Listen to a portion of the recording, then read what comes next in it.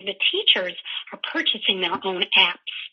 So I look at apps that are inexpensive to free. Those are my first priority to be able to share with individuals, and are fun and engaging.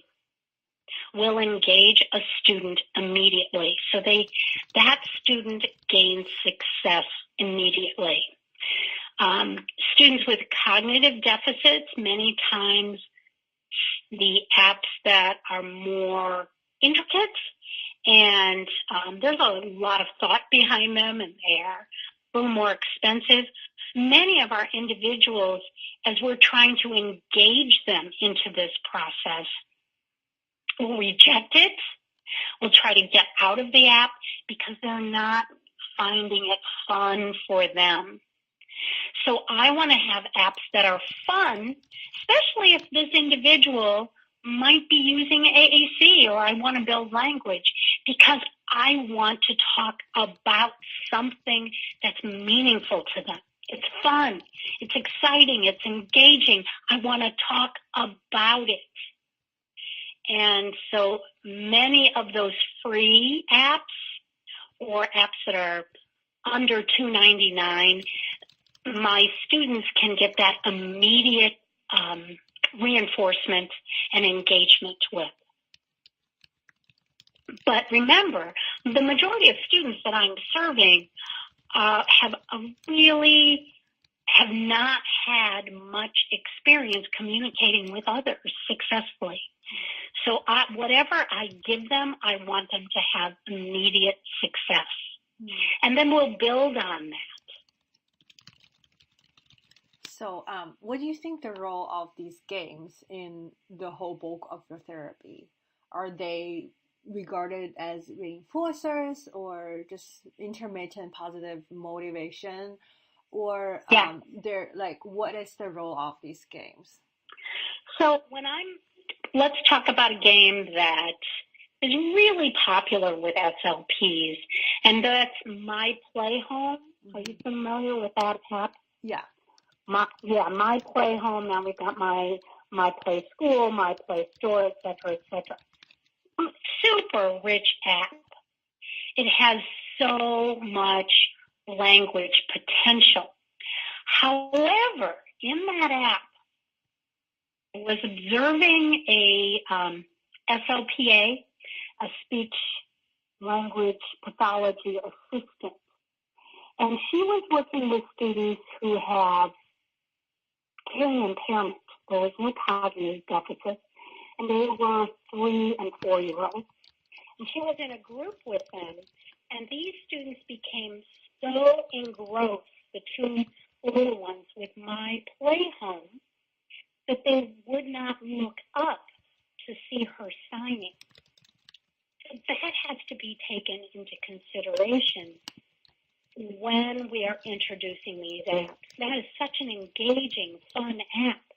But if students spend the time engaging with the app and they're not using language, it just becomes a game, and we've wasted that rich therapy time. So that really taught me as I was observing her, and it's like about ready to pull out my hair, because 25 minutes she couldn't get the computer away from them. She was iPad. She was very reluctant to take it away from these 2 little ones. And she was signing and speaking, and they were not looking up. So games, it's really important that I think carefully about games. For students that are older, that are hearing, that have language, already have some language, and I want to teach. For example, I might be teaching who questions using My Play Home.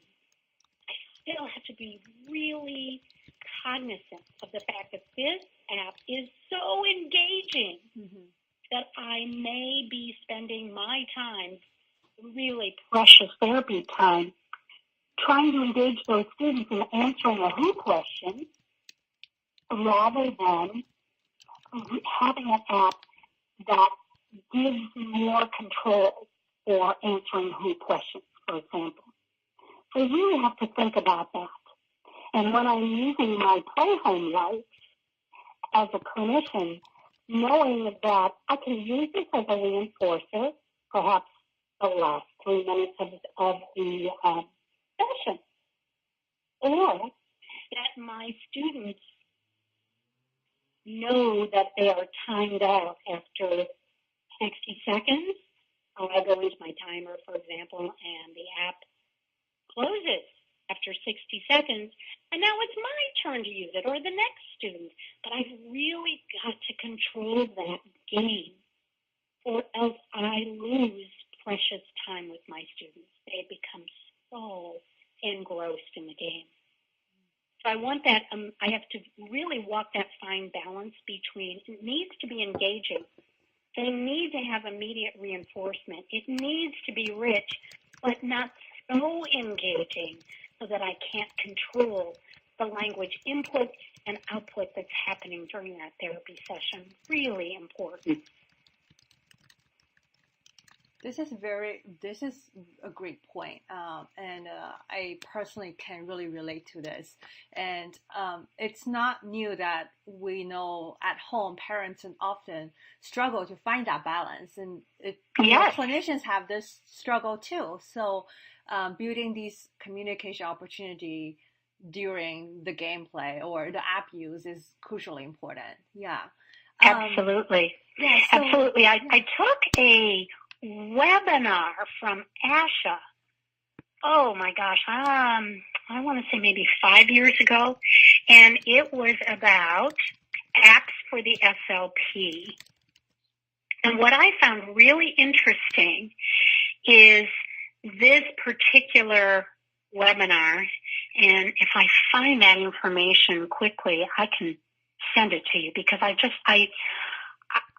don't think that it was really promoted well. I received so much really helpful information from that webinar. And it was how to choose apps that are relevant to therapy. And it was just great. And they were using videos showing therapists basically playing, I'm trying to get this app away from you, and watching the clock tick away.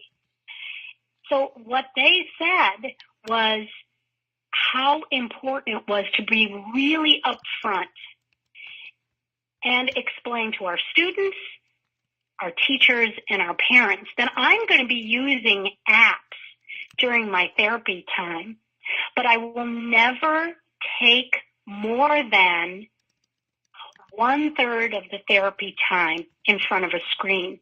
Even if that those students, because it's typically a group, even if those students are engaging language-wise, I'm always going to have real-world activities.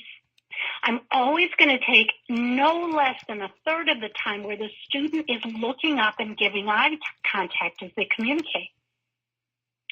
So they were recommending, no research behind it, but recommending at this point, if I'm using an app during therapy, 1/3 of the time to 1/4 of the time, having that student engaging with the app, even though I have language happening within that app, no less than 1/3 of the time that student is engaging with me and with the other students involving eye contact, and that no less than 1/3 of the time, whatever vocabulary I'm teaching or whatever concept I am attempting to facilitate, I have some other 3D material for that student to engage in. So because it is so, it's so easy to use our apps, but we need to give students practice in other ways using language and using their language socially with others. And I just thought that really was so important to me. And I've used that with my SLPs that I supervise.